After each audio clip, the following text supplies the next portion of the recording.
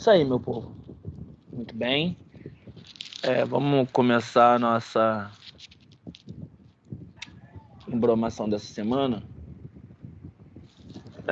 Todo mundo que está online assistiu a última aula sobre os filósofos pré-socráticos?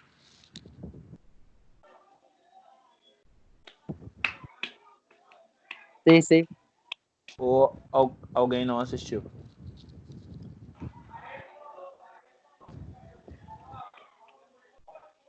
Todo mundo assistiu, né? Então eu vou resumir bem. A gente Eu viu... assisti também. Ah, beleza. A gente viu que em um determinado momento da história, né? Da história do pensamento, o pensamento, o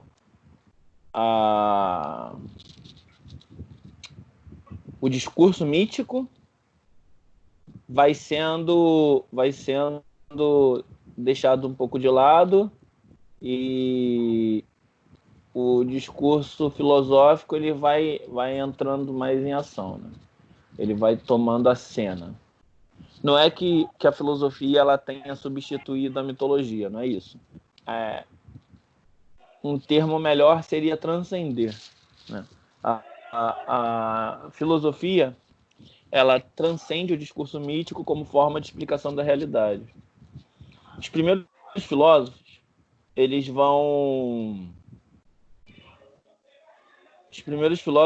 vão ter uma preocupação, a preocupação de explicar o mundo como ele é, como que tudo que existe hoje surgiu, tal. Por isso que eles vão ser chamados de filósofos da natureza. Eles tinham um objeto de pesquisa, né? Que era encontrar o que eles chamavam de arqué, que é a substância principal, primordial, que deu origem a tudo, a toda a physis, que é essa realidade visível e que a gente pode sentir, né? Que a gente pode entrar em contato com os nossos sentidos. E como que o cosmos, o universo, se origina. Eu falei para vocês também que eles tinham a crença de que o universo ele era uma coisa fixa e ordenada, né? Arrumadinha e finita, e que cada coisa no universo tinha seu próprio lugar, tinha sua própria função. Essa era a crença, mais ou menos, que os filósofos pré-socráticos tinham, que os gregos em geral tinham, né? Que o universo era ordenado, finito, e que cada coisa tinha uma função, e que para o universo funcionar bem, cada ser tinha que executar bem sua função. Então a gente vê que, a princípio, a preocupação dos filósofos ela é uma preocupação com a origem das coisas, com a natureza das coisas. Mas, em um determinado momento da história, essa preocupação, esse foco da filosofia, esse paradigma, ele muda.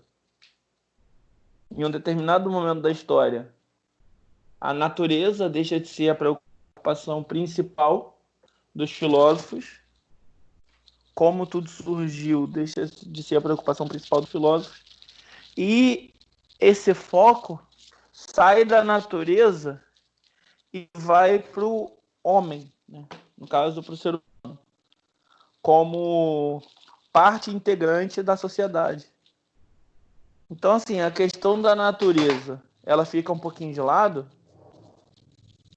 e passa-se a investigação filosófica, ela ganha um caráter ético-político muito grande como o homem, como centro da investigação filosófica. O homem, no sentido de ser humano, ele passa a ser o centro da investigação filosófica. E a forma como ele se relaciona consigo mesmo, com outros homens e com a sociedade em geral, passa a ser aí o centro dessa investigação. E algumas questões se levantam a partir daí, dessa mudança de paradigma, deixando de ser a natureza a preocupação principal e passando a ser o ser humano. Até aí vocês estão conseguindo entender? Até aí tá tranquilo? Sim. Então bem, vou continuar. Se vocês tiverem com alguma dúvida, vocês pedem para eu parar e perguntam, tá, gente? Porque senão eu vou falando direto aqui. Combinado assim?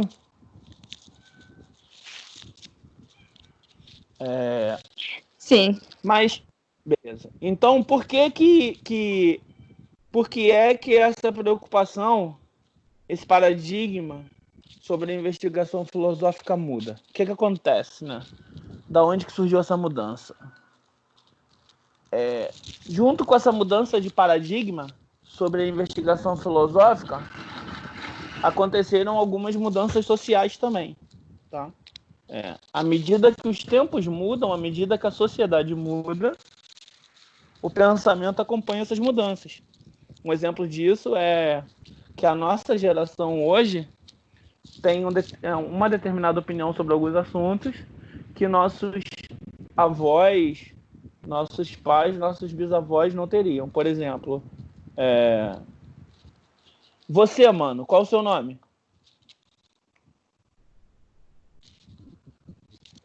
Pedro.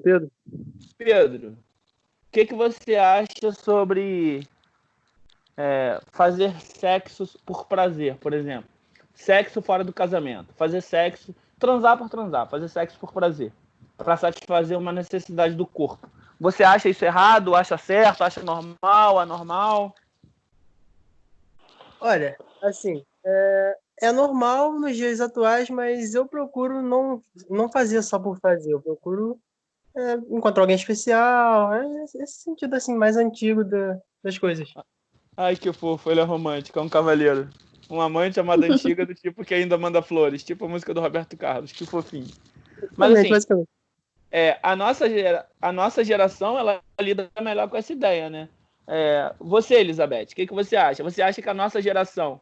Eu não estou falando só de você especificamente, tá? Quando eu falo você, é assim, a geração que a gente vive.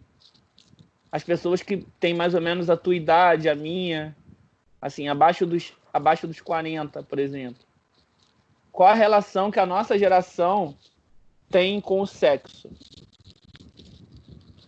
Uma relação... normal. É normal, né? Assim, é normal. Sexo fora do casamento, transar por transar, pra ter prazer, é normal. Agora, imagina o que a sua bisavó diria sobre isso. Imagina o que a sua avó diria sobre isso. Problema sério. De repente, o que sua mãe diria sobre isso, dependendo da forma que sua mãe foi criada. Então, assim, os tempos mudaram e o pensamento, ele acompanha essa mudança do tempo, né? E lá na Grécia não foi diferente. O homem passa a ser o centro da investigação filosófica porque, coincidentemente, nessa época que essa mudança de paradigma aconteceu, algumas mudanças importantes aconteceram na Grécia, mudanças sociais importantes aconteceram na Grécia. Atenas, que é a cidade onde um nome importante dessa época nasceu, Sócrates, a gente vai falar dele daqui a pouco. Atenas, que é a cidade de Sócrates, Atenas, ela ganha uma hegemonia sobre as outras cidades gregas quando ela passa a liderar a Liga de Delos. A Liga de Delos foi uma confederação de cidades-estado que se juntaram nas guerras médicas, nas guerras contra os medos e persas, dos gregos contra os medos e persas. E Atenas, ela liderou essa confederação de cidades, estado, e quando ela faz isso, passa a se concentrar em Atenas muita importância. A cidade de Atenas, ela se desenvolve muito, então, assim, Atenas, ela floresce nessa época. Nessa época também, a classe mercantil passa a ter uma influência política muito grande, assumindo um vácuo deixado pelas classes religiosas, a classe mercantil passa a exercer mais influência. Algumas reformas políticas que aconteceram quebraram o privilégio das oligarquias, as antigas oligarquias gregas. Isso deu mais poder ao cidadão. Cresce a secularização e a laicização da sociedade, principalmente a sociedade ateniense. Tá?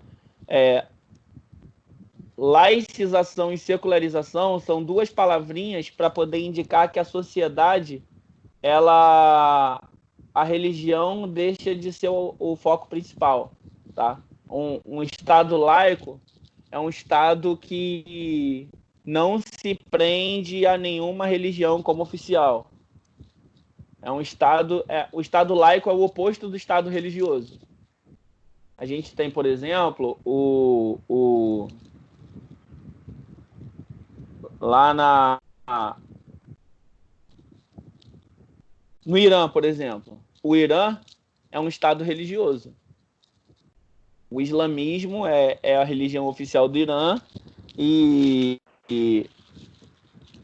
se você não pratica o islamismo, você pode, inclusive, ter uma série de dificuldades lá.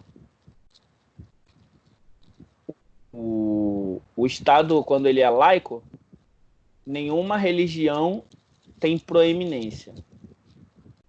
A gente não usa a religião para fazer políticas públicas, por exemplo. O Estado laico é diferente do Estado ateu, onde a religião é proibida. A gente tem, por exemplo, a China é um Estado ateu.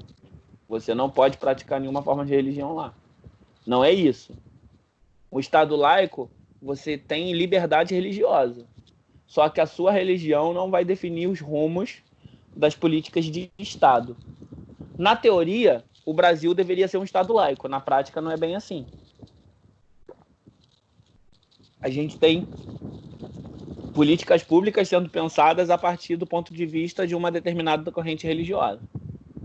E isso seria um erro na nossa Constituição que diz que o Brasil é um Estado laico. Mas, enfim.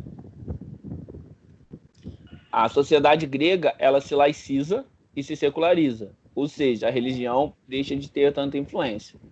E, finalmente, a democracia é estabelecida na Grécia. O conceito de democracia, como a gente conhece, ele nasce na Grécia. Tá? Vocês sabem o que significa a palavra democracia? A gente vive falando, mas democracia é uma daquelas palavras que a gente repete, mas não sabe direito o que significa. Vocês têm ideia do que significa a palavra democracia? Qual o significado literal de democracia? Acho que literal não, mas seria mais ou menos seria participar da política, todos, no caso os cidadãos, seria isso, mais ou menos? É, mais ou menos isso. O significado literal de democracia é governo do povo. Uhum. Demos, no caso em grego, seria povo, né? E kratos seria governo.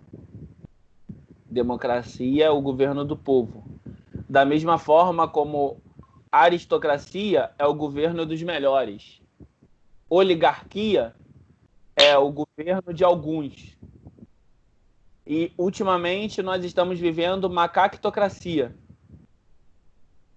que é o governo dos piores.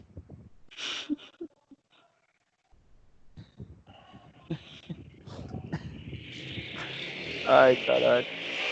E eu jurei pra mim mesmo que eu não ia mais tocar nesse assunto. Mas, enfim, tá todo mundo entendendo até aqui, né? Sim. Beleza. Como funciona a democracia grega? Como funcionava a democracia grega? A democracia grega, ela era um pouquinho diferente da nossa, né? Como que funciona a nossa democracia? A partir de uma certa idade, nós podemos votar, não é isso? O Uhum. voto, ele é universal aqui no Brasil, ou seja, todos têm direito de votar. Uhum. Ele não é apenas universal, como é também obrigatório. Se você não votar, você sofre uma série de sanções.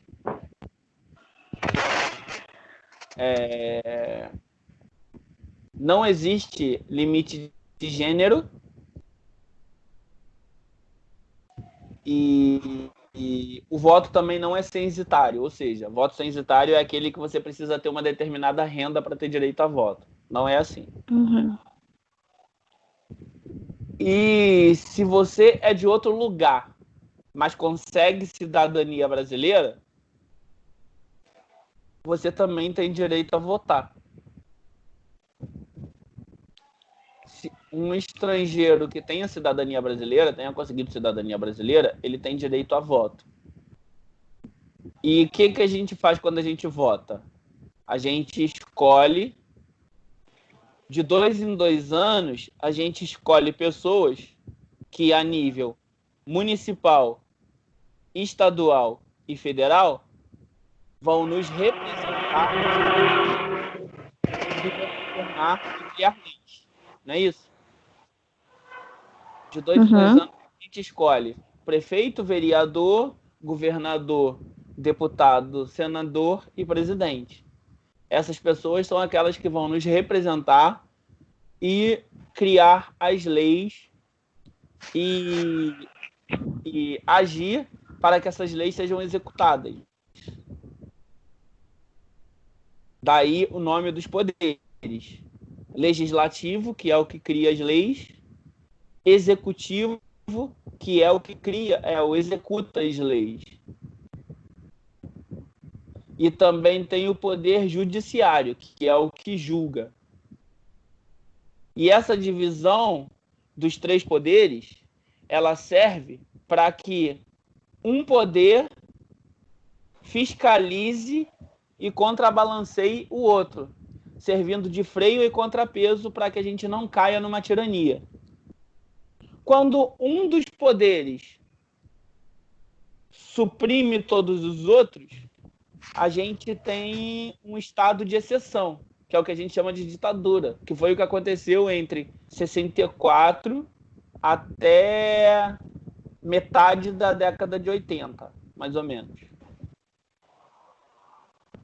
Quando o poder executivo ele fazia o papel dos outros 2 poderes também, do judiciário e do legislativo. Nessa época, o Congresso foi fechado várias vezes, houve perseguição política e direitos do cidadão foram cassados com o AI-5, e aí tem um monte de retardado que pede isso de volta. E aí, abrindo um parênteses aqui, vocês já viram esses vídeos na internet, dessas manifestações desse pessoal? Aí no cartaz está pedindo AI-5 e o cacete. Aí quando a polícia vem para poder desbaratar esse povo, botar ordem na casa, e dar a eles um As continências.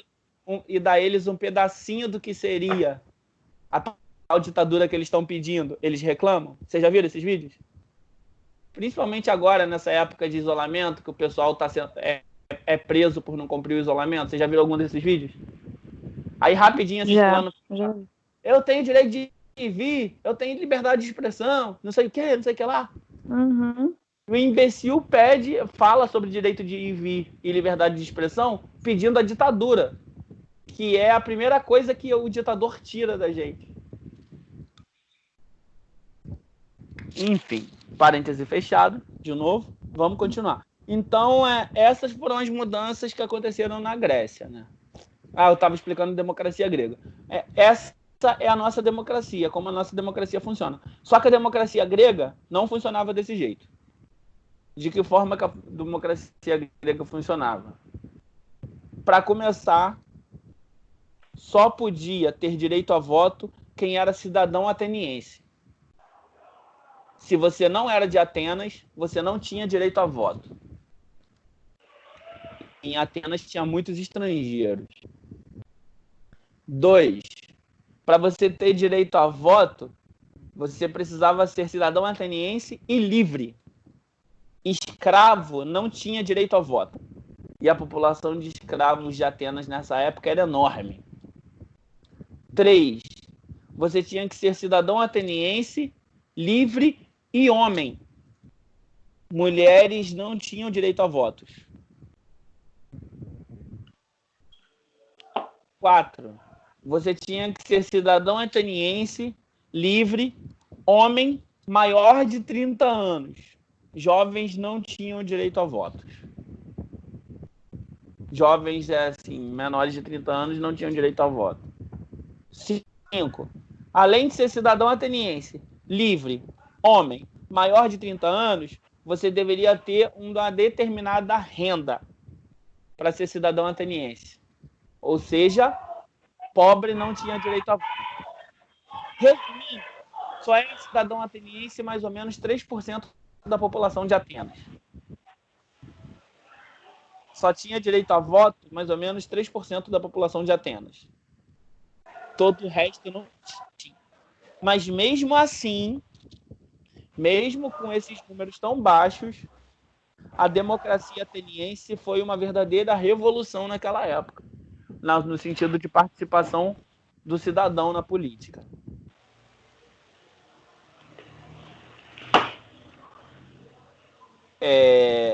E como eram poucas pessoas, sim, e o voto era direto, tá?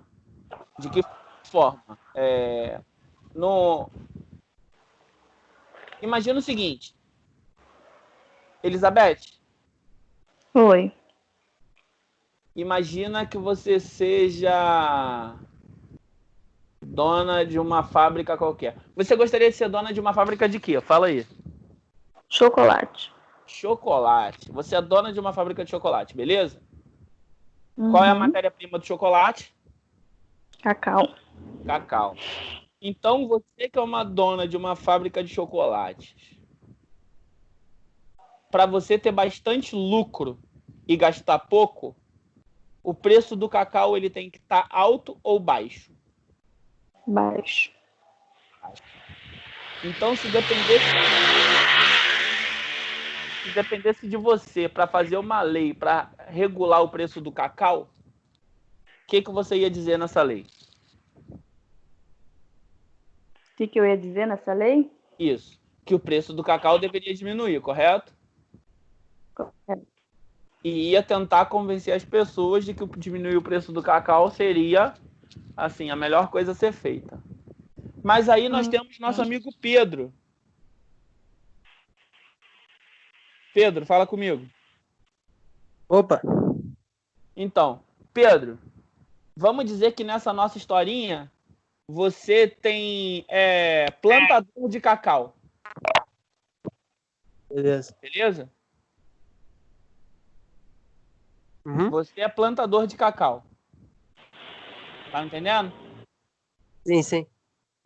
Você acharia legal a ideia da Elizabeth de diminuir o preço do cacau? Nem um pouco, porque ia me prejudicar. Exatamente. Olha o problema que a gente tem. A gente tem, de um lado, o interesse da Elizabeth em diminuir o preço do cacau, e a gente tem, por outro lado, o seu interesse em aumentar o preço do cacau. E isso é uma coisa que vai impactar a sociedade toda, porque, afinal de contas, né? Você, Pedro, você cria empregos quando você, para os agricultores plantarem o seu cacau, correto? Sim.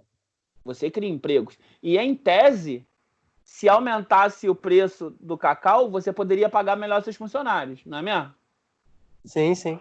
E os seus funcionários poderiam gastar esse dinheiro comprando outras coisas, gerando mais empregos, correto? Correto. Só que, por outro lado, a gente também tem a Elizabeth. E a Elizabeth também gera empregos na fábrica de cacau dela. Na fábrica de chocolate dela. Não gera, Elizabeth? Sim. E se o preço do cacau diminuísse, você poderia fabricar mais chocolate. E aí você geraria mais empregos. Correto? Correto. E aí, ao gerar mais empregos, você faria com que a economia também aumentasse e isso acabaria gerando mais empregos em outras atividades, correto? Correto. Aí eu pergunto para vocês, quem tem razão, você ou Pedro? Os dois. Mas os dois podem sair satisfeitos disso? Não. Então a gente precisa tomar uma decisão como sociedade. Você não acha? Sim. E aí entrava a democracia ateniense. Você e Pedro iriam para um lugar chamado Areópago, no centro de Atenas, que era uma espécie de praça. Lá se reuniriam todos os cidadãos, todos aqueles que têm direito a voto, e você e Pedro discursariam, cada um ao seu momento, explicando os prós e os contras das ideias de vocês e por que, pelo seu lado, o preço do cacau devia diminuir e pelo lado do preço deveria subir. Aquele que convencesse e depois ia ser votado. Aquele que convencesse o maior número de cidadãos se daria bem e o outro se ferraria.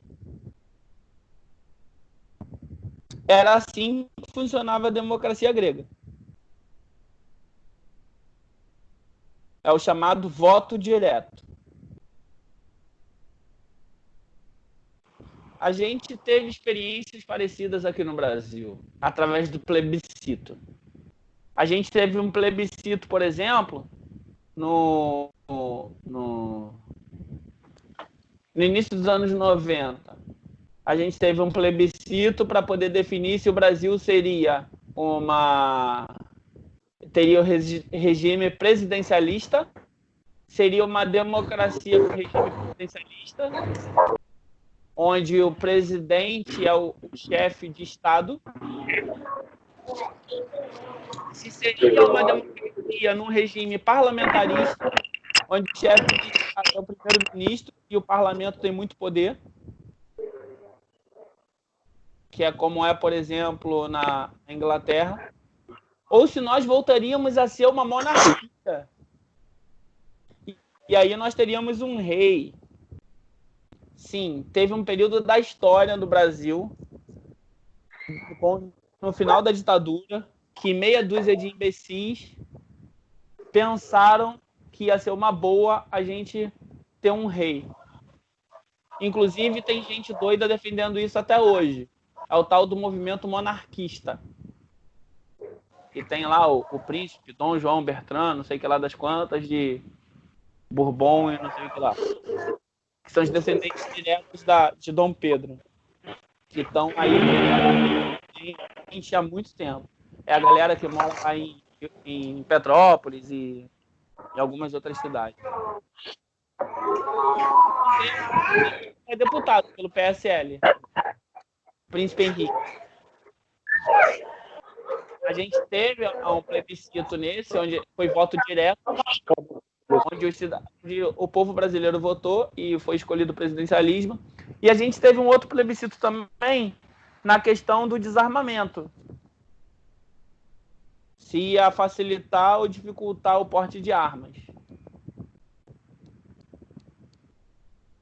Nós tivemos 2 plebiscitos durante a nossa história recente. E a Constituição diz que sempre que tiver algum assunto de interesse nacional muito grande, deve ser resolvido com plebiscito. Mas é claro que não é uma boa ideia para a galera de Brasília deixar a decisão de coisas importantes na mão do povo. Quer ver uma coisa que deveria ter sido decidida por plebiscito, por exemplo? Reforma da Previdência. Porque vocês já pararam para pensar que um monte de gente que nunca trabalhou na vida decidiu o quanto tempo você vai levar para se aposentar e qual vai ser os moldes da tua aposentadoria?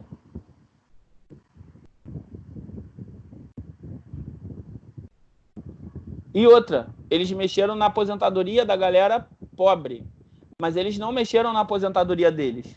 Vocês sabem, tem ideia de quantos mandatos são necessários para um deputado, por exemplo, se aposentar? Vocês têm ideia disso? Eu acho que são 1 ou 2. Uma Então, coisa deixa eu assim. contar para vocês. Um deputado, ele trabalha...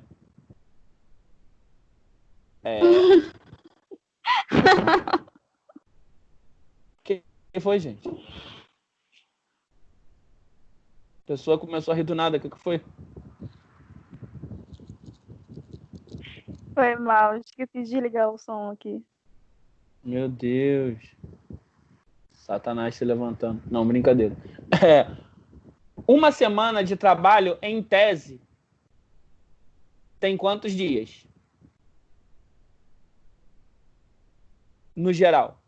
No geral, a gente trabalha de segunda a sexta, né? No geral, assim. Se não for comércio e tal.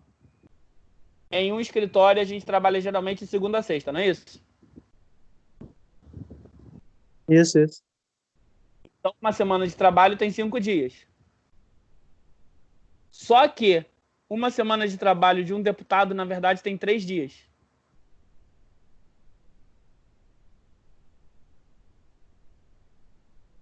Terça, quarta e quinta. É quando eles se reúnem no Congresso. E mesmo assim tem deputado que falta pra caramba. E eles ganham auxílio paletó, eles ganham um monte de penduricalho, na real. Assim, muita coisa. Auxílio de tudo. Auxílio moradia, mesmo que eles tenham casa em Brasília, eles ganham. O nosso excrementíssimo presidente, por exemplo, falou que usava o auxílio moradia dele para comer gente, quando era deputado. Você pode ver isso na internet. Perguntaram a ele por que ele pegava auxílio moradia se ele tinha casa em Brasília. E ele falava que ele pegava auxílio moradia para comer gente. Antes dele ser casado com a primeira-dama, Michelle. Quer dizer, Michelle, olha que maldade. Com a Michelle Bolsonaro.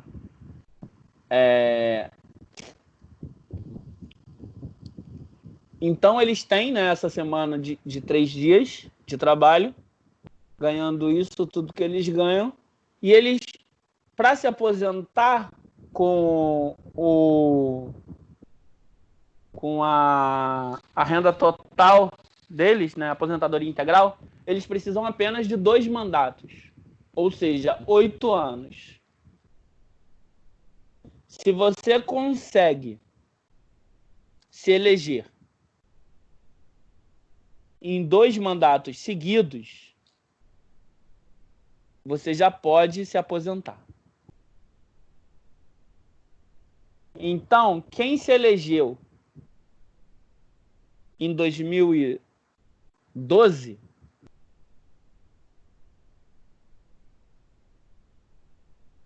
não, 2012 não, 2012 não teve eleição. Quem se elegeu em 2010,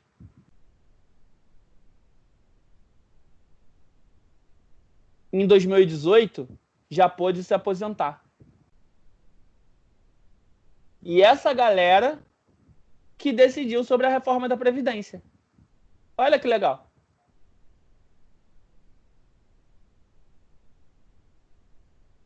Não é bonito?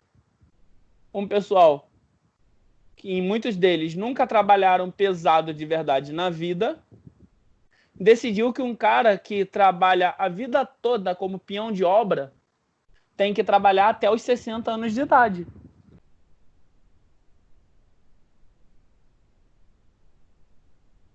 Não é bonito isso? O que vocês acham?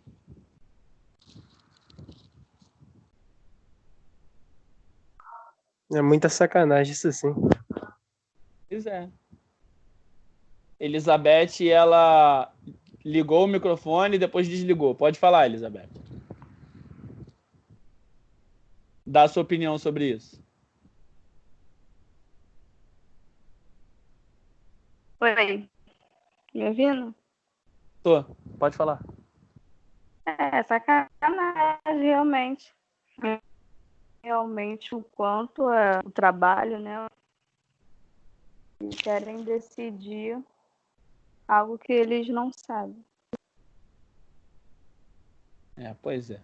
Mas o remédio para isso é a gente ir para as ruas lutar pelos nossos direitos. Mas enfim, voltando para cá, para aqui para o nosso exemplo fictício. Considerando que, aí lembrando, tá? 2 pessoas, uma de cada lado, falando suas opiniões, e aí quem convencer a maior número de pessoas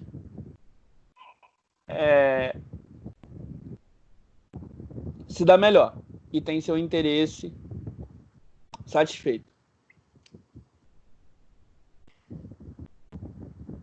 Vocês notam que nesse tipo de democracia, você ter um bom desenrolado é muito importante?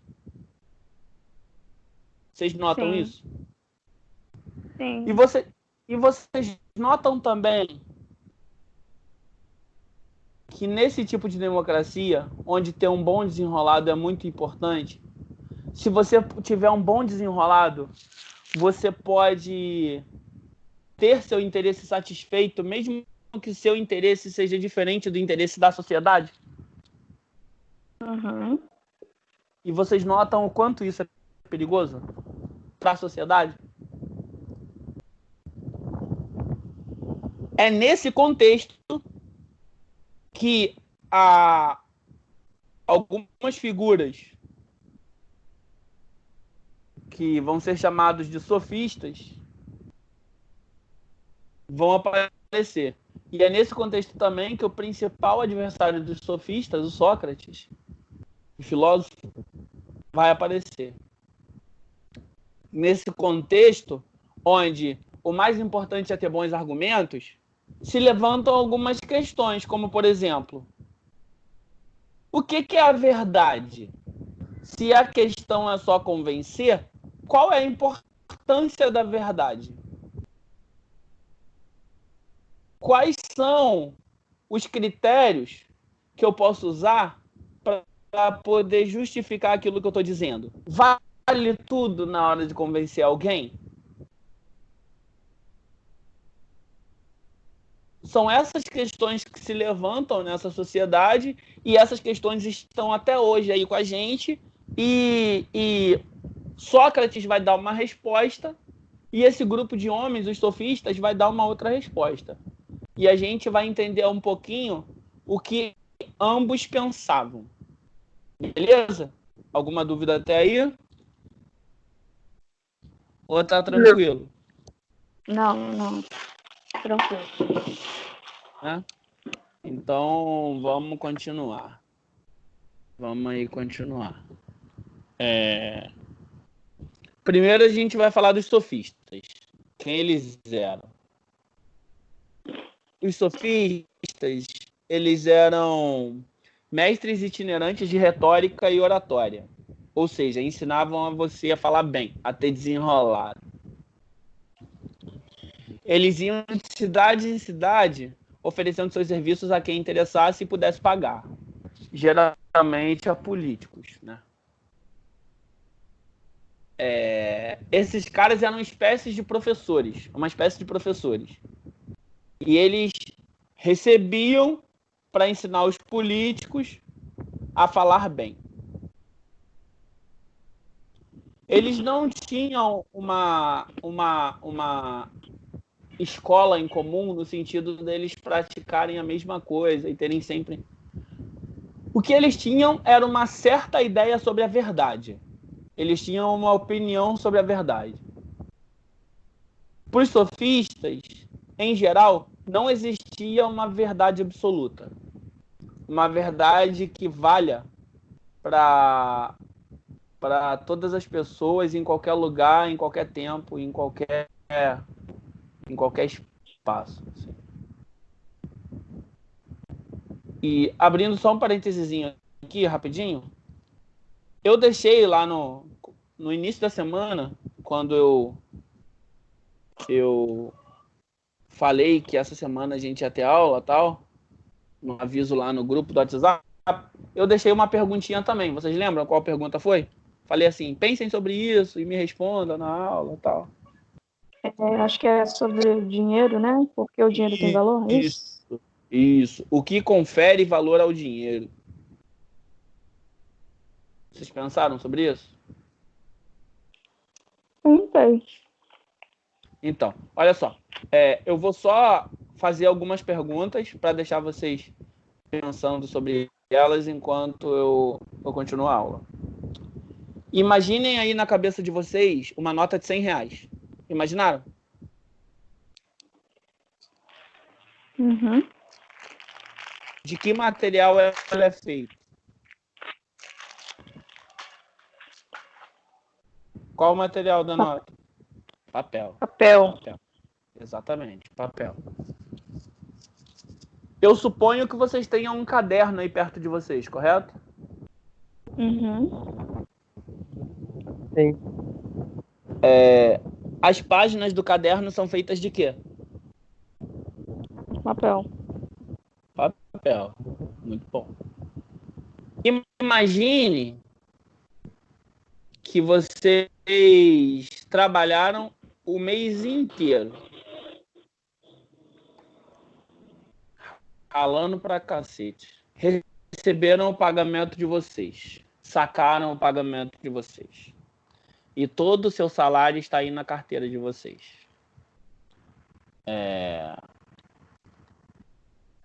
E entra uma criança no quarto de vocês. Essa criança vai até onde você guarda seus cadernos, tira um dos cadernos e arranca uma página em branco desse caderno. Um caderno velho. Mas tinha algumas páginas em branco e essa criança arranca essa página. O que vocês fariam? O que vocês sentiriam? Nada. Nada. Quem vai se importar com uma página em branco de um caderno velho, não é verdade?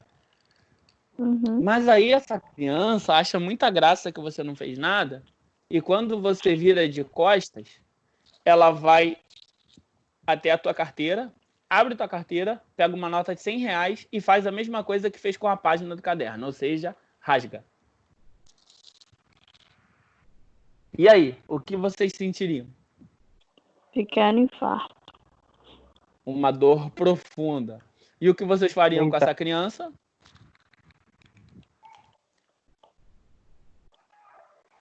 Não precisam falar, porque se essa aula for para a internet, eu não quero o conselho tutelar indo atrás de vocês. Só pensem.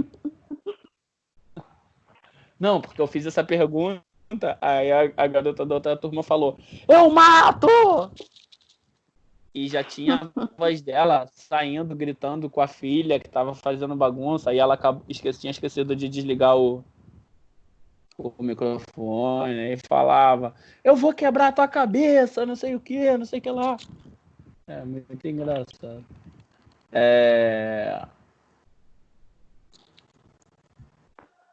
Mas aí eu pergunto para vocês, minhas pessoas queridas. A folha de caderno, tanto a folha de caderno quanto a nota de R$100, não eram, em última instância, um pedaço de papel? Sim. Por que você não sentiu nada quando essa criança fictícia rasgou uma folha de caderno e sentiu e teve um mini ataque cardíaco quando ela rasgou R$100?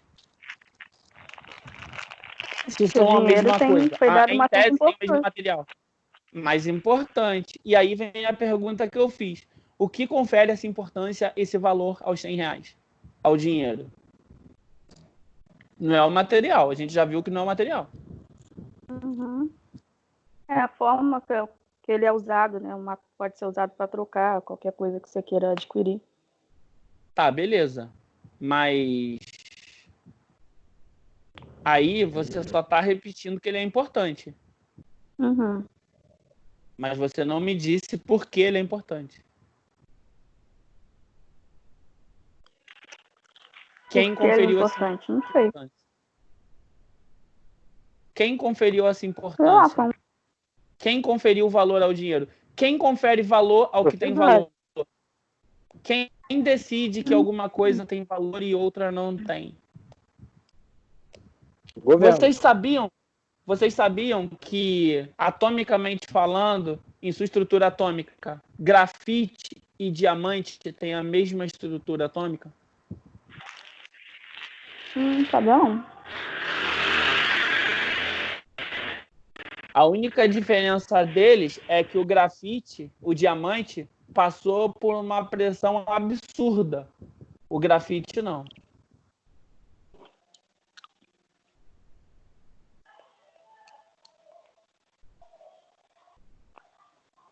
Imagina imagina o seguinte. Eu suponho que na casa de vocês tenha quintal. E que nesse quintal, se você não cuidar direito dele, vai crescer um monte de planta esquisita, né? Essas plantas, tipo capim, por exemplo. Quanto o capim vale? Muito pouco. Mas esse capim que cresce no teu quintal, ele vai morrer. Vai secar. À medida que o tempo passa, o solo vai cobrir ele. E junto com esse capim morto, vão ter também bichos mortos e tal. E o tempo passa, muito tempo passa, e esse capim vira petróleo. O quanto vale o petróleo pra gente hoje em dia? Muito. Porque é uma Estranho. fonte de energia. Mas isso já foi capim. Isso já foi cachorro. Que não vale tanto quanto petróleo.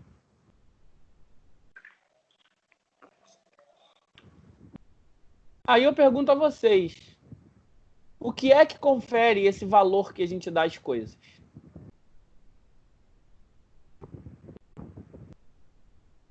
Vamos pensando nisso enquanto eu continuo aqui. Beleza?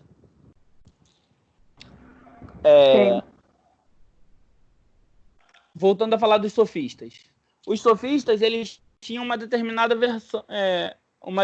visão sobre a verdade. A verdade não era absoluta. Ou seja, não existe alguma coisa que seja verdade em qualquer época, em qualquer tempo, em qualquer espaço. Na opinião deles. Não existe isso. E isso tinha algumas implicações na vida prática. A gente sabe muito pouco sobre os sofistas até hoje. O que a gente sabe são pequenos trechos das obras deles que chegaram até nós, daquilo que eles mesmos escreveram, e a maior parte do que a gente sabe vem também através do olhar dos seus maiores adversários, Platão e Aristóteles. Elizabeth, imagina aí alguém que você não goste. Um inimigo, inimiga, alguém de quem você tenha ranço, sabe? Sabe aquele tipo de pessoa que você olha e pensa, putz, desnecessário estar vivo? Tá entendendo o que eu tô falando? Tô. Aquele tipo de pessoa que pode até não te fazer nada, mas se estiver no mesmo ambiente que você pensa, a sua respiração me ofende? Conhece alguém assim? Sim. Aquele tipo de pessoa que estraga teu dia só de você lembrar que ela tá respirando? Então, imagina. Imagina que o mundo vai conhecer essa pessoa daqui a 30 anos, mas vai conhecer a partir do seu ponto de vista. qual vai ser a visão que o mundo vai ter dessa pessoa? Pior possível. A pior possível, exatamente. Essa é a visão que nós temos dos sofistas. Sofista, hoje em dia, na nossa época, virou sinônimo de manipulador da verdade e da realidade. Sofisma virou sinônimo de mentira, de enrolação. Quando na real, a palavra sofista quer dizer só sábio. Só que Platão e Aristóteles, eles eram adversários dos sofistas, e nós conhecemos os sofistas a partir da ótica deles. Então a gente tem uma visão meio ruim dos caras. E tem dois que foram muito importantes. Sobre esses dois que a gente vai falar. E a partir do que a gente fala desses dois, a pergunta que eu fiz ainda há pouco sobre o dinheiro, talvez fique mais clara para vocês. Mais fácil de entender, no caso. O nome desses dois caras são Protágoras de Abdera e Górgias de Leontinos. Até aqui, gente, tranquilo? Uhum. Vou continuar então, beleza? Protágoras de Abdera, ele foi um grande mestre da retórica. O fragmento mais conhecido da obra dele é o que diz que o homem é a medida de todas as coisas, das que são, como são, das que não são, como não são. Eu vou repetir. O homem é a medida de todas as coisas, das que são, como são, das que não são, como não são. O que vocês entenderam disso?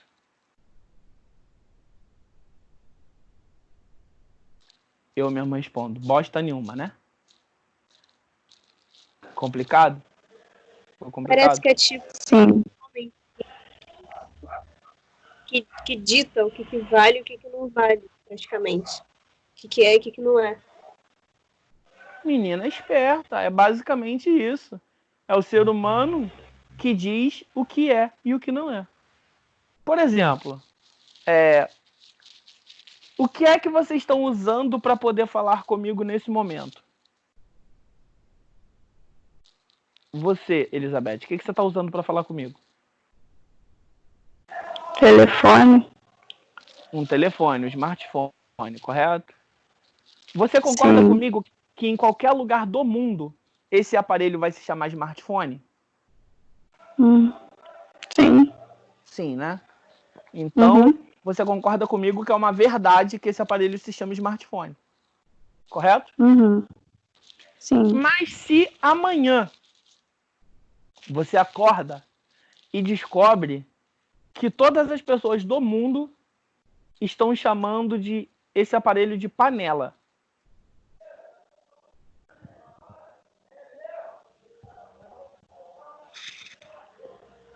Só você chama de smartphone.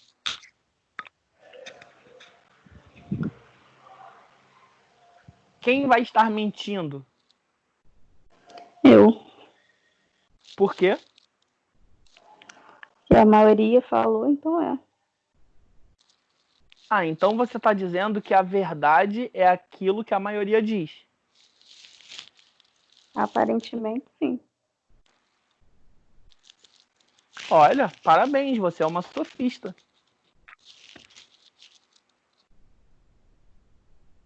Vocês sabiam que todas as pessoas que hoje a gente considera gênios já foram taxados de loucos?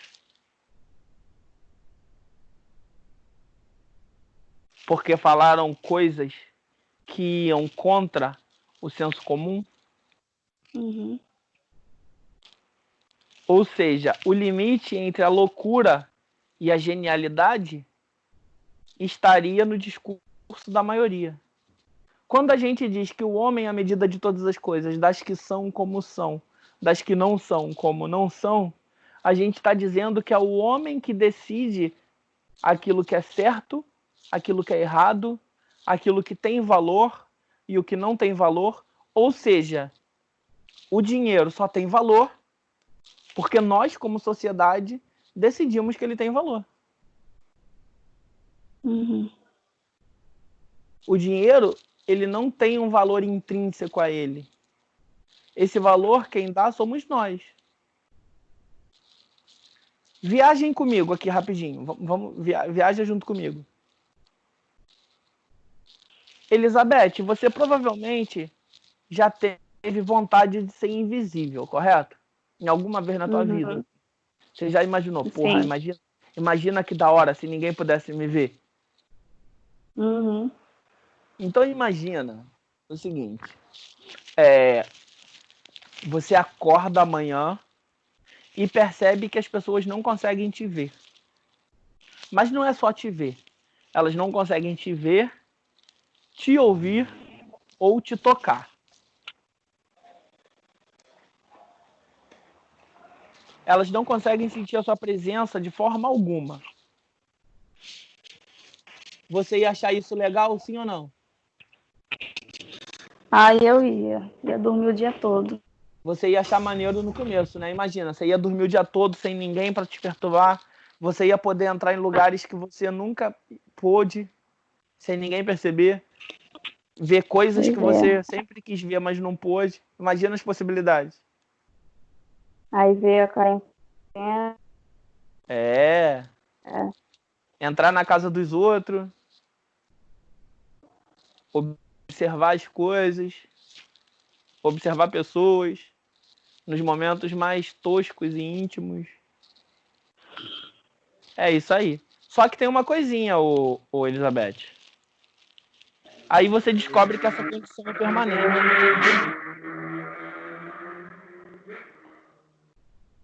Você não consegue controlar. Ninguém mais, nunca mais, vai te ver, te ouvir, te tocar ou te sentir. De forma nenhuma.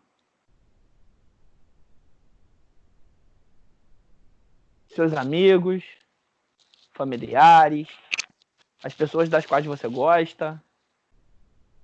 Nunca mais. Continua sendo legal? Não, aí é depressão. Depressão, exatamente. Aí eu pergunto pra você. Se acontece isso com você, você existiria? Não, Por quê? porque se ninguém me vê, então eu não existo.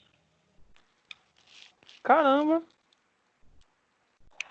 Muito bom. Olha, você pensa muito bem, gatinho. Tá aí, você seria uma boa filósofa. Você seria uma boa professora de filosofia. Pensa nisso. É exatamente isso. Então é isso que quer dizer que o homem é a medida de todas as coisas. Entendeu? Somos nós que justificamos a existência de outra pessoa. Somos nós que confirmamos a existência de outra pessoa. Tem um anime que eu vejo que eu gosto muito chamado Naruto. O Naruto, principalmente na primeira parte do anime, quando ele é uma criança, ele passa o tempo todo repetindo uma coisa. Eu vou ser Hokage. Hokage é o ninja máximo da aldeia lá deles. Da aldeia de ninja deles. É o chefe dos ninjas. Eu vou ser Hokage. E quando eu virar Hokage, eu vou ser o Hokage mais forte de todos. E aí todas as pessoas vão me reconhecer. Vão ser obrigadas a me reconhecer. Porque eles ignoravam o Naruto por causa de uma treta lá e tal. E o Naruto, ele queria ser reconhecido por todos. Ele queria ter a sua existência reconhecida. Agora pensa comigo. Se é o homem que é a medida de todas as coisas, das que são e das que não são, então não existe verdade absoluta, né? A gente chegou a essa conclusão. A verdade é aquilo que a maioria decide. A própria realidade também não é absoluta. Por quê? Porque vai depender do ser humano para que aquilo aconteça.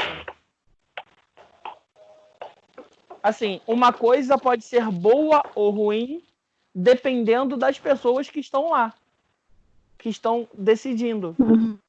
Logo, a realidade ela é mutável e transitória. Ou seja, para Protágoras de Abdera, a própria realidade é relativa, porque depende do ponto de vista que a gente olha. Quer ver um exemplo? Pedro. Fala comigo, Oi. Pedro. Fala. Mentira é certo ou errado? Errado. Errado. Mas imagina, Pedro, que você tá em casa, tá? Você tem irmãos? Tenho um mais novo. O irmão mais novo. Quantos anos ele tem? Ele tem 11. 11. Mas imagina que seu irmão mais novo cresceu, tá? Ele tem 18 agora. Beleza. E ele ficou com uma mulher casada.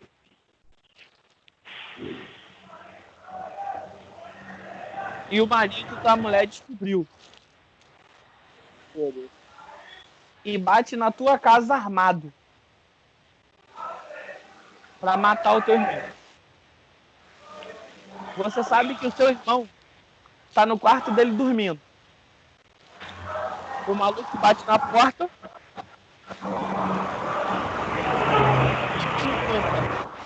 Pelo seu irmão e fala que vai matar ele. E pergunta, ele tá em casa? O que você responde? Não, ele saiu. Mas mentir não é errado? Mas mentir em certas ocasiões é necessário, infelizmente. Então a mentira não é sempre errada. É verdade.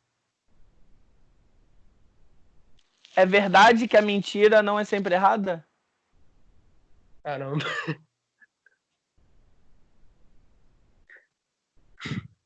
A mentira, eu acho que a mentira é sempre errada, mas como às vezes a gente necessita mentir, a gente acaba cometendo um erro em prol de alguma coisa que seja mais importante do que aquele erro. Então deixa de ser um erro, passa a ser um acerto. Caramba. Ô Pedro, você tem alguma religião, Pedro? Sim. Você é o quê? Eu sou evangélico. Você é evangélico.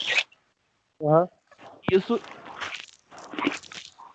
Então, se você é evangélico, você já ouviu muitas vezes que quem é o pai da mentira?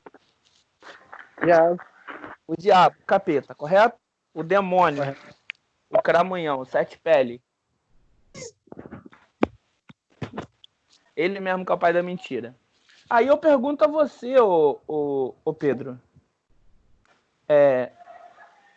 Deus pode mentir? Aliás, Deus mente? Ou Deus já mentiu? Não, Deus nunca mente. Deus nunca mente.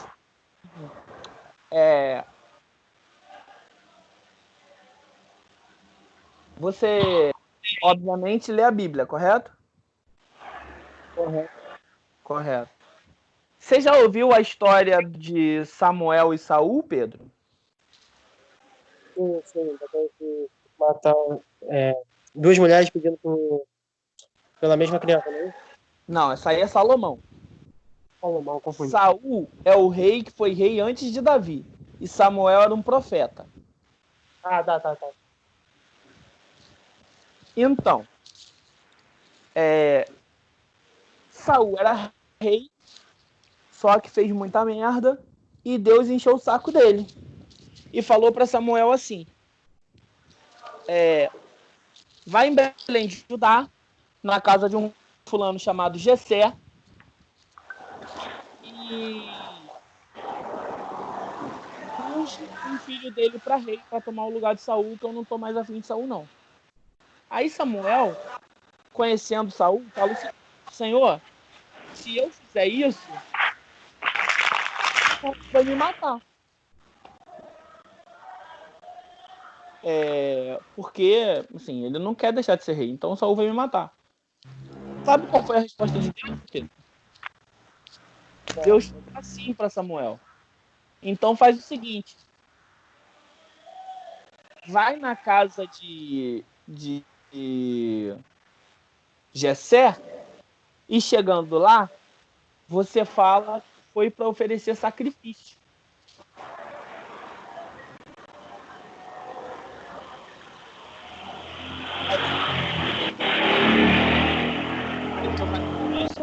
Convidou Jessé e etc. E acabou ungindo Davi como rei. Aí eu pergunto a você, meu querido amigo Pedro. A princípio, Samuel iria lá para oferecer sacrifício? Essa foi a primeira ordem que Deus deu? Não. Então, quando ele fala que está indo lá para oferecer sacrifício, ele está falando a verdade? Eu acho que ele está omitindo a verdade. Ah, então existe meia verdade. Uma meia verdade não seria uma meia mentira?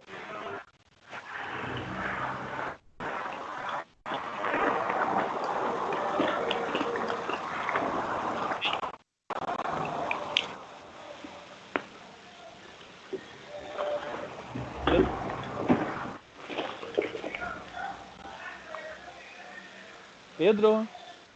Oi. Uma meia verdade não seria uma meia mentira? Acho que sim. Então, se Deus mandou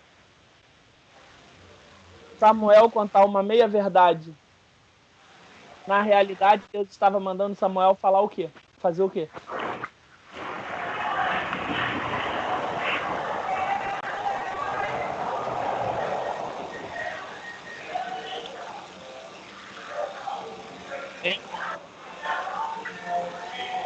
A melhor das hipóteses, contar uma meia mentira. Mas se mentira é sempre errado, por que Deus faria isso?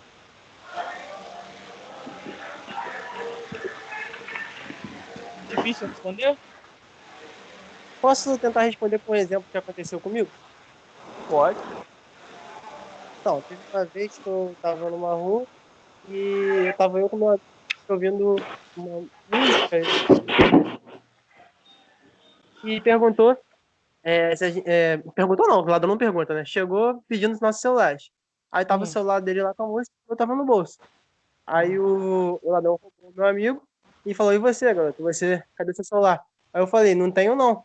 Sendo que meu celular tava no bolso. Mas isso foi uma reação rápida para ele não ir. Aí o ladrão foi e deixou eu ir. Eu menti naquele momento, mas foi para não levar meu celular, até que porque era muito novo na época. Então eu contei uma mentira, mas para uma meia mentira no caso, né, como você estava dizendo. Não, essa foi uma mentira completa. Você falou que não tinha, mas tudo bem, continua. Vai. Não, era só isso. Aí deixou eu ir. Então é isso, cara. Assim, tá vendo como é complicado isso? Muito difícil. A gente fala logo de cara que é errado. Mas existem um monte de circunstância atenuante. Inclusive dentro da própria Bíblia. Sacou? Então, assim, é disso que os sofistas estão falando. Não existe uma verdade absoluta. Para eles, não existe uma verdade absoluta que valha em qualquer tempo, em qualquer espaço. Não existe. O que vai definir são as circunstâncias ao nosso redor, que vão definir, inclusive, a própria realidade. Tranquilo até aí? Uhum. O próximo cara, o nome dele é Gorgias de Leontinos. Ele foi um grande mestre da retórica da dialética, era sempre muito bem pago pelos serviços dele, e o trecho mais conhecido da obra dele diz que nada existe que possa ser conhecido. Se pudesse ser conhecido, não poderia ser comunicado. se pudesse ser comunicado, não poderia ser compreendido. Ou seja, nenhum ser humano é capaz de conhecer completamente algum assunto. Vamos pegar assim o extremo do extremo. Deus, tá? A nossa cabecinha minúscula nunca vai ser boa o suficiente para poder entender Deus.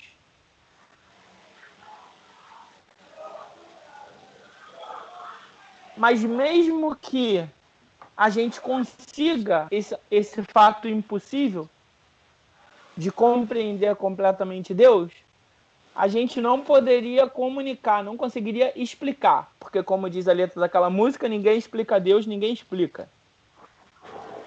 E por que a gente não conseguiria explicar? Que mesmo que a gente entendesse completamente, não haveriam palavras no vocabulário que demonstrassem a grandeza desse ser tão poderoso.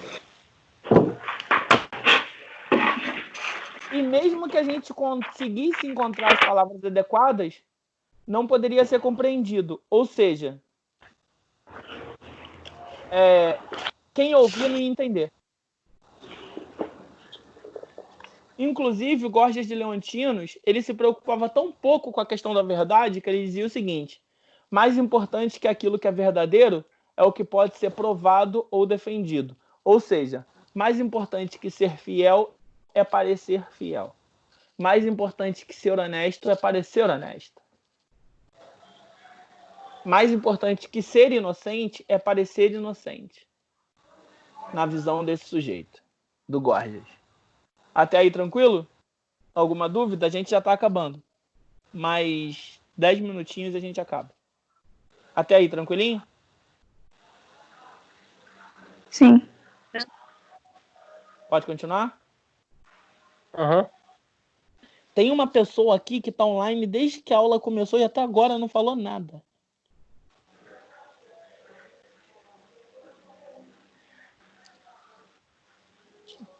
É que eu não sei o nome dessa pessoa.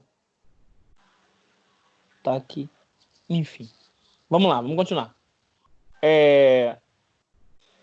Ou seja, os sofistas, eles tinham a ideia de que não existe uma verdade absoluta. Ideia essa que era contradita por Sócrates, porque o que Sócrates dizia era que existia sim uma verdade absoluta, e Sócrates estava atrás dessa verdade. Sócrates é considerado até hoje o maior de todos os filósofos, tá?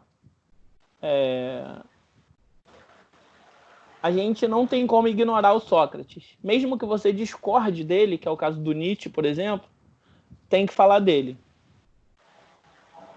O estilo argumentativo de Sócrates era dialética, ou seja, a conversa. Sócrates passava seus ensinos através do diálogo, dos diálogos que foram posteriormente escritos por seus discípulos. O mais importante deles, Platão.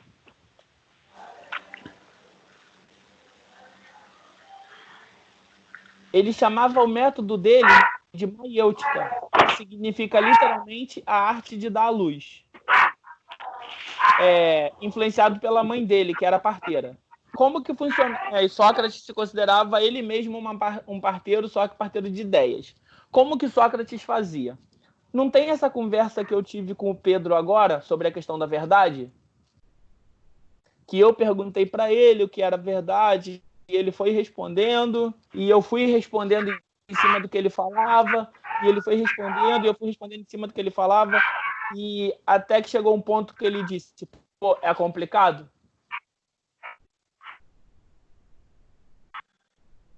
Pedro, ele se sentiu, provavelmente, à medida que eu ia colocando questões em cima da resposta dele, ele provavelmente ia se sentindo acuado. E isso obrigava ele a pensar. Isso obrigou ele a notar que a resposta que ele deu no começo, mentira é sempre errado, que é a resposta do senso comum, não é uma resposta boa. Nesse processo de que ele foi interpelado por mim e respondia, e eu perguntava, e ele respondia e eu perguntava de novo, porque é isso que é a dialética, né? É essa via de mão dupla. À medida que isso ia acontecendo, ele ia descobrindo mais sobre ele. Por quê? Porque ele ainda pode não saber exatamente se a mentira é sempre ruim e o que é a verdade. Mas ele sabe agora que antes ele não sabia e achava que sabia. O que a gente chama de senso comum. É aquela coisa que todo mundo sabe, mas no fim das contas ninguém sabe explicar e é uma resposta muito mal dada, assim. Sócrates, ele era o inimigo do senso comum. Ele acreditava que existe uma verdade absoluta, uma verdade que não aceita contradição. E Sócrates acreditava que a única forma da gente chegar através dessa, a única forma da gente chegar nessa verdade era se livrando primeiro do senso comum. E à medida que ele fazia essas perguntas, meio que pressionando seu interlocutor, ele obrigava o seu interlocutor a se livrar do senso comum. Daí a frase de Sócrates: tudo que sei é que nada sei. Só sei que nada sei. Por quê? Porque o início do conhecimento é o reconhecimento da própria ignorância. Se você se reconhece como ignorante, se você reconhece que você não sabe, você está pronto a aprender. Agora, se você acha que sabe, você não vai aprender, porque você não precisa aprender aquilo que você já sabe. Estão entendendo? Uhum. Sim. Agora imagina alguém que faz isso com você o tempo todo. Ia se tornar uma pessoa meio chata, não ia não? Alguém que fica te Sim. contradizendo o tempo todo. Agora imagina, Elizabeth, que além dele ser chato, ele era o tipo do chato que mexia com gente muito poderosa. E ele fazia essas pessoas poderosas passarem vergonha no meio dos cidadãos. E era assim, ele não mexia com o Zé das Couves. Ele ia mexer com o juiz, provando que o juiz não sabia o que era justiça. Ia mexer com o general, provando que o general não sabia o que era coragem depois de ter vencido uma guerra. Ia mexer com o poeta, provando que o poeta não sabia que era beleza. Então, assim, ele pegava os ditos especialistas e provava que esses especialistas não sabiam daquilo que eles falavam. Se fosse você nesse lugar, você ia ficar contente com isso? Nem um pouco. Pois é. Os poderosos de Atenas também não ficaram. Acusaram Sócrates injustamente de perverter a juventude e blasfemar contra os deuses. Sócrates foi condenado à morte por causa disso. Ao invés de se defender no julgamento dele, que é inclusive um dos diálogos de Sócrates, chamado Apologia de Sócrates, ao invés de se defender, ele passou a acusar seus acusadores, provando que seus acusadores estavam meio que armando contra ele. Se recusa a fugir depois que armaram a fuga dele. E no fim das contas é morto bebendo uma taça de cicuta, que é uma espécie de veneno.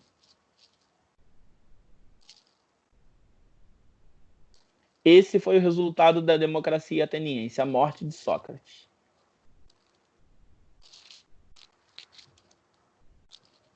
E isso vai gerar algumas coisas, alguns traumas, inclusive no principal discípulo dele, que é Platão, mas isso aí já é uma outra história para a próxima aula. Alguma dúvida do que foi falado? Não. Acho que não. Tranquilo? Alguma dúvida, Pedro? Alguma pergunta? Não. Tranquilo? Certo. Menina que desde o início da aula não falou nada. Alguma dúvida?